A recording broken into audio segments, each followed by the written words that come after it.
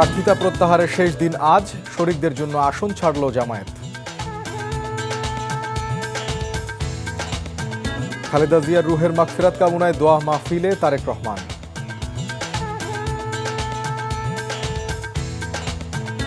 চট্টগ্রামের র্যাব কর্মকর্তা নিহতের ঘটনায় থমথমে অবস্থা, জড়িতদের আইনের আওতায় আনা হবে প্রেস সচিব।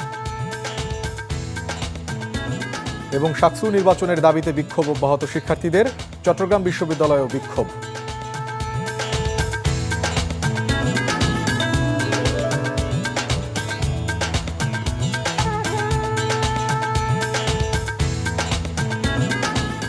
আসসালামু আলাইকুম, মোর্শেদ শোভন স্বাগত জানাচ্ছি এনটিভির দেশের খবরে। ক্রাউন সিমেন্ট শিরোনাম দেখছিলেন, এবারে নিয়ে যাচ্ছি পুরো খবরে। ত্রয়োদশ জাতীয় সংসদ নির্বাচনে প্রার্থিতা প্রত্যাহারের শেষ দিন আজ। এর মধ্যেই আসন সমঝোতায় নাটোর ৩-এর জামায়াতের প্রার্থী সাইদুর রহমান ও খেলাফত মজলিসের টিঙ্কু সর্দার তাদের প্রার্থিতা প্রত্যাহার করেছে।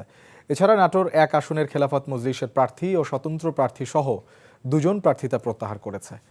খুলনা ১ আসনের খেলাফত মজলিস ও খুলনা ৫ আসনের আব্দুল হাই জমাদ্দার প্রার্থিতা প্রত্যাহার করেন। জামালপুর ৪ আসনের স্বতন্ত্র প্রার্থী মেহেরজান আরা তালুকদার মনোনয়ন প্রত্যাহার করেছেন। নরসিংদীর ৫ আসনের ৩টিতে জামায়াত ও এনসিপি তাদের প্রার্থিতা প্রত্যাহার করেছে। এছাড়া দেশের বিভিন্ন আসনের প্রার্থীরা তাদের প্রার্থিতা প্রত্যাহার করেছে। প্রত্যাহারের সময় পার হওয়ার পর প্রার্থীদের মধ্যে ২১ জানুয়ারি প্রতীক বরাদ্দ হবে। ২২ জানুয়ারি থেকে প্রার্থীদের আনুষ্ঠানিক প্রচার প্রচারণা শুরু হবে।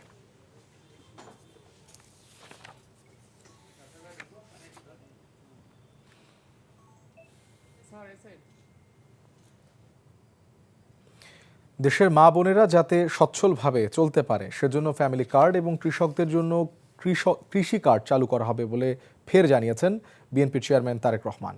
বিকেলে খালেদা জিয়ার রুহের মাগফিরাত কামনায় দোয়া মাহফিল অনুষ্ঠানে তিনি কথা বলেন ভবনে থাকা মানুষদের সন্তানদের মতো বস্তিবাসী সন্তানরাও যাতে একইভাবে শিক্ষা পেতে পারে সে ব্যবস্থা গ্রহণ করা হবে। বিএনপি রাজনীতি করে মানুষের জন্য, জনগণকে যে প্রতিশ্রুতি দেয় তা রক্ষা করে। তিনি আরও বলেন, গরিব করাইলবাসীর জন্য ছোট ছোট ফ্ল্যাট করে রেজিস্ট্রি করে দেওয়ার উদ্যোগ নেওয়া হবে। একই সময় দেশের চিকিৎসা ব্যবস্থায় বিদ্যমান সমস্যা সমাধানের অঙ্গীকার করেন তিনি। বিএনপি যাতে মানুষের পাশে দাঁড়াতে পারে সেজন্য সবার কাছে দোয়া চান তারেক রহমান।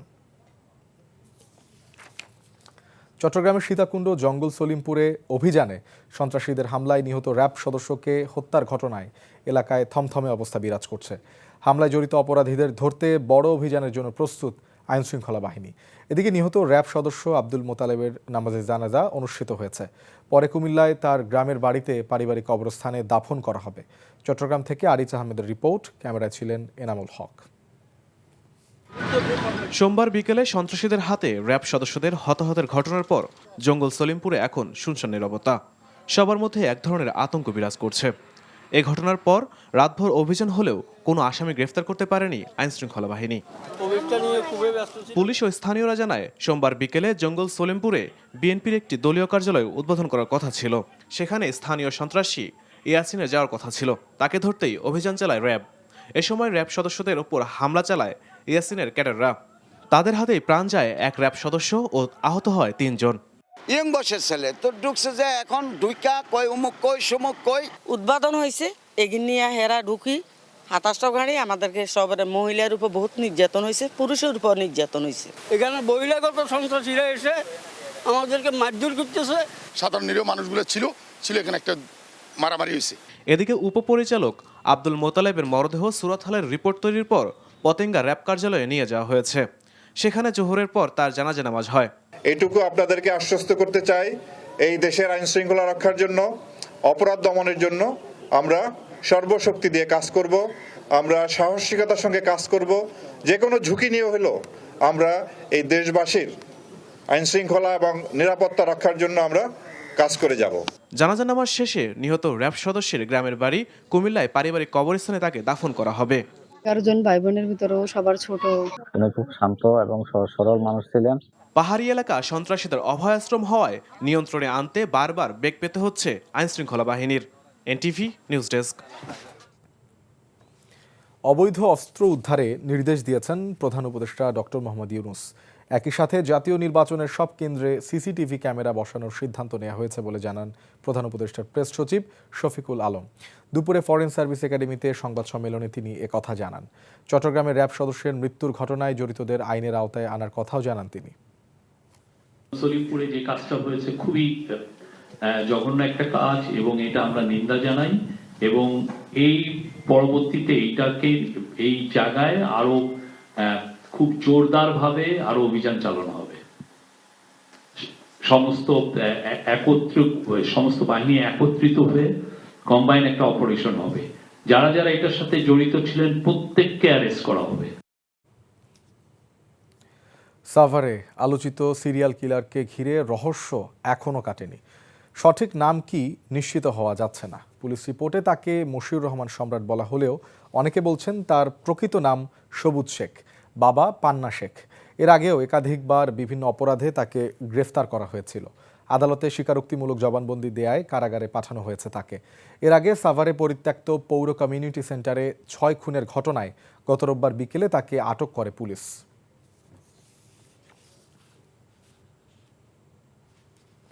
গণভোটের মাধ্যমে নতুন বাংলাদেশ সৃষ্টি হবে মন্তব্য করেছেন বিভিন্ন মন্ত্রণালয়ের উপদেষ্টাগণ। সরকারি কর্মকর্তাদের নিরপেক্ষতা তাদের কাজ দিয়ে প্রমাণ করতে হবে বলে মন্তব্য করেছেন পররাষ্ট্র উপদেষ্টা মোহাম্মদ তৌহিদ হোসেন। পটুয়াখালীতে জাতীয় নির্বাচন ও গণভোট নিয়ে প্রশাসনের কর্মকর্তাদের সাথে মতবিনিময় সভায় এসব কথা বলেন তিনি। তথ্য ও সম্প্রচার মন্ত্রণালয়ের উপদেষ্টা সৈয়দা রিজওয়ানা হাসান বলেছেন, আগামী নির্বাচন নিয়ে কোনো সংশয় নেই। গণভোটে হ্যাঁ সিল দেবার আহ্বান জানিয়ে তিনি আরও বলেন, হ্যাঁ ভোট জিতলে দেশে স্বৈরাচার ফেরার পথ বন্ধ হবে। বাগেরহাটে গণভোটের প্রচারে খাদ্য উপদেষ্টা আলী ইমাম মজুমদার বলেছেন, আগামী দিনে দেশ কিভাবে চলবে তা নির্ধারণ হবে গণভোটের মধ্য দিয়ে। মাগুরায় সুধী সমাবেশে পার্বত্য চট্টগ্রাম বিষয়ক উপদেষ্টা সুপ্রদীপ চাকমা বলেন, আগামীর বাংলাদেশ সাম্প্রদায়িক সম্প্রীতির বাংলাদেশ হবে, যেখানে কোনো হিংসা বিদ্বেষ থাকবে না। সুনামগঞ্জে গণভোটে হ্যাঁ এর পক্ষে ভোটারদের উদ্বুদ্ধ করতে এক অনুষ্ঠানে ধর্ম উপদেষ্টা আ.ফ.ম. খালিদ হোসেন বলেছেন, এবারের গণভোটে হ্যাঁ জয়ী হলে কেউ দুবারের বেশি প্রধানমন্ত্রী হতে পারবে না। না ভোট দেয়া মানেই 24-এর বিরুদ্ধে দাঁড়ানো। ঝিনাইদহে এমন মন্তব্য করেছেন মহিলা ও শিশু বিষয়ক মন্ত্রণালয়ের উপদেষ্টা শারমিন এস মুর্শিদ।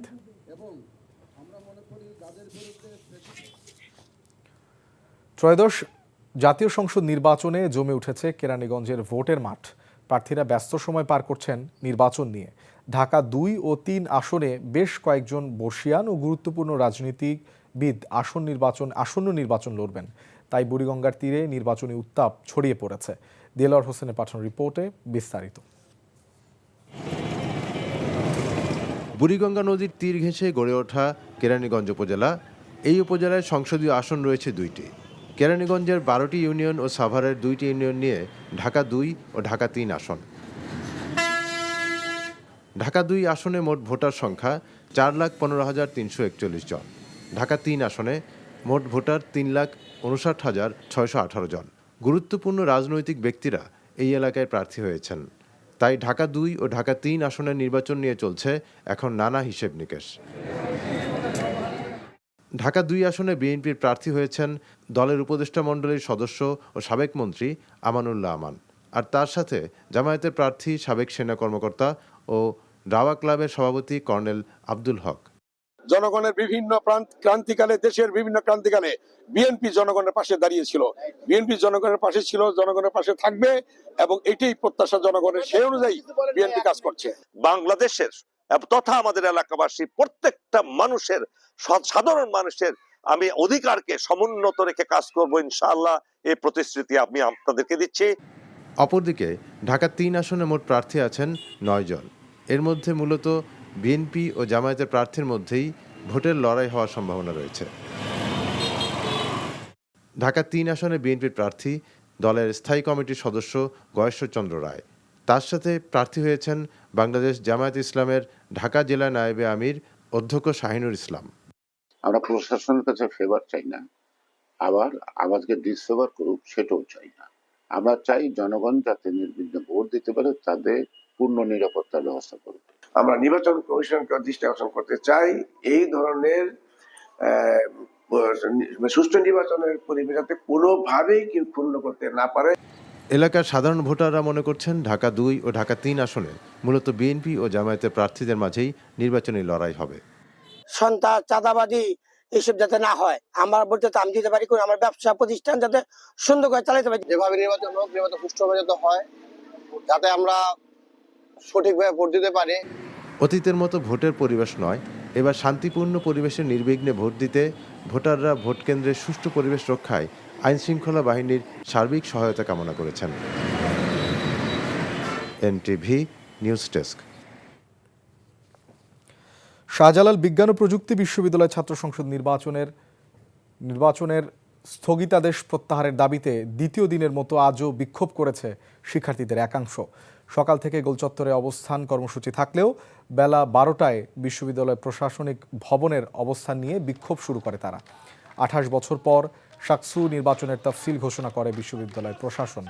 আজ 20 জানুয়ারি অনুষ্ঠিত হওয়ার কথা ছিল শাকসু কেন্দ্রীয় ও হল সংসদ নির্বাচন। তবে 3 শিক্ষার্থীর রিটের প্রেক্ষিতে সোমবার 4 সপ্তাহের জন্য নির্বাচন স্থগিত করে আদালত। এদিকে শাকসু নির্বাচনের জন্য আইনি লড়াই চালিয়ে যাওয়ার ঘোষণা দিয়েছেন বিশ্ববিদ্যালয় প্রশাসন। স্থগিতাদেশের বিরুদ্ধে আপিল বিভাগের চেম্বার আদালতে আবেদন করেছে বিশ্ববিদ্যালয় প্রশাসন। অন্যদিকে রায় নির্বাচনের পক্ষে না এলে কঠোর কর্মসূচির হুঁশিয়ারি দিবেন শিক্ষার্থীরা। যেগুলো কর্মসূচি হবে এবং সেটা কঠোর থেকে কঠোরতর হতে যাচ্ছে আর কি, যদি আমাদের বিপক্ষে রায় আসে আর কি। এদিকে শাকসু নির্বাচন স্থগিতের প্রতিবাদ এবং অনতিবিলম্বে নির্বাচনের দাবিতে বিক্ষোভ করেছে চট্টগ্রাম বিশ্ববিদ্যালয় শাখা ইসলামী ছাত্র শিবির। দুপুর 12:30টায় বিশ্ববিদ্যালয়ের কেন্দ্রীয় শহীদ মিনার প্রাঙ্গণে এ বিক্ষোভ করেন সংগঠনের নেতাকর্মীরা। এ সময় বক্তারা অতি সত্বর শাকসু নির্বাচন দিয়ে শিক্ষার্থীদের গণতান্ত্রিক অধিকার ফিরিয়ে দেওয়ার দাবি জানান। বিএনপির সিনিয়র যুগ্ম মহাসচিব রুহুল কবির রিজভী বলেছেন, নির্বাচন কমিশনকে এমনভাবে দায়িত্ব পালন করা উচিত যাতে তার নিরপেক্ষতা নিয়ে প্রশ্ন না ওঠে। কিন্তু নির্বাচন কমিশনের আচরণে কিছু কিছু বিষয়ে তাদের নিরপেক্ষতা নিয়ে প্রশ্ন উঠেছে। দুপুরে শরীয়তপুরের জাজিরা উপজেলায় অডিটোরিয়ামে শহীদ রাষ্ট্রপতি জিয়াউর রহমানের 90তম জন্মবার্ষিকী উপলক্ষে আয়োজিত ফ্রি মেডিকেল ক্যাম্প উদ্বোধনী অনুষ্ঠানে তিনি এসব কথা বলেন। রিজভী বলেন, মানুষ 16-17 বছর ভোট দিতে পারেনি, এখন মানুষ চায় নির্ভয়ে ভোট কেন্দ্রে গিয়ে তার পছন্দ মতো প্রার্থীকে ভোট দেবে। শহীদ রাষ্ট্রপতি জিয়াউর রহমানের জীবন ও আদর্শ নিয়ে কথা বলেন রিজভী। এদিকে দিনাজপুরের নবাবগঞ্জে শহীদ প্রেসিডেন্ট জিয়াউর রহমানের 90তম জন্মবার্ষিকী উদযাপন করা হয়েছে। এ উপলক্ষে আলোচনা সভা ও দোয়া মাহফিলে প্রধান অতিথি হিসেবে উপস্থিত ছিলেন দিনাজপুর 6 আসনের বিএনপি প্রার্থী অধ্যাপক ডাক্তার AZM জাহিদ হোসেন। এ সময় জেলা বিএনপির সহসভাপতি আতিকুর রহমান রাজা মাস্টার সহ স্থানীয় নেতাকর্মীরা উপস্থিত ছিলেন। আরাফাত রহমান কোকুকে নিয়ে আপত্তিকর মন্তব্য করায় মুফতি আমির হামজার বিরুদ্ধে মানহানিকর মামলা দায়ের করেন সিরাজগঞ্জ জেলা বিএনপির যুগ্ম সম্পাদক শামীম খান। দুপুরে আদালতের বিচারক সুমন কর্মকার মামলাটি গ্রহণ করেন। মামলার বাদী হুমায়ুন কবির কর্নেল জানান, মামলাটি আদালত গ্রহণ করেছে, তিনি আদেশ অপেক্ষমান রেখেছেন। গত 16 জানুয়ারি একটি ইসলামী ওয়াজ মাহফিলে আরাফাত রহমান কোকুকে নিয়ে আপত্তিকর মন্তব্য করেন আমির হামজা। বক্তব্যটি সামাজিক যোগাযোগ মাধ্যমে ছড়িয়ে পড়ায় সারা দেশে বিএনপির নেতাকর্মী সহ সাধারণ মানুষের মধ্যে ক্ষোভের সৃষ্টি হয়। আমির হামজার ওই বক্তব্য শুনে বাদী নিজে মর্মাহত ও ক্ষুব্ধ হয়ে মামলা দায়ের করেন।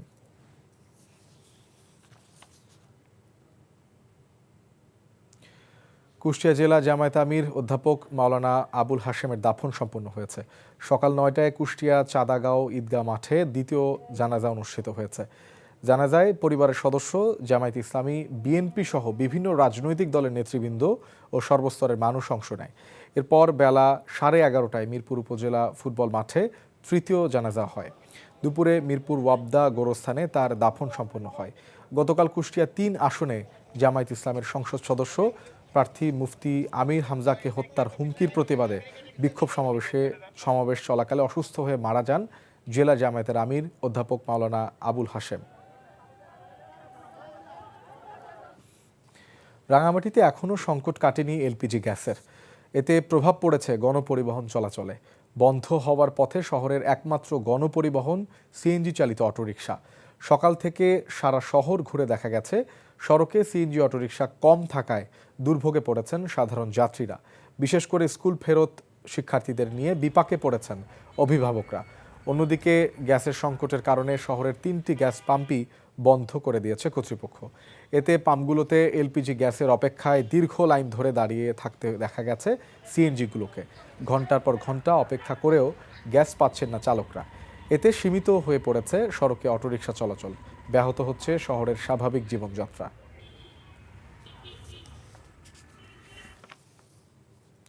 খবর শেষ করছি, যাওয়ার আগে ক্রাউন সিমেন্ট শিরোনামগুলো আরেকবার।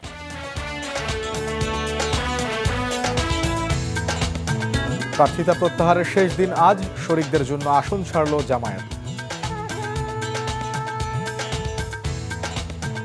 খালেদা জিয়ার রুহের মাগফিরাত কামনায় দোয়া মাহফিলে তারেক রহমান।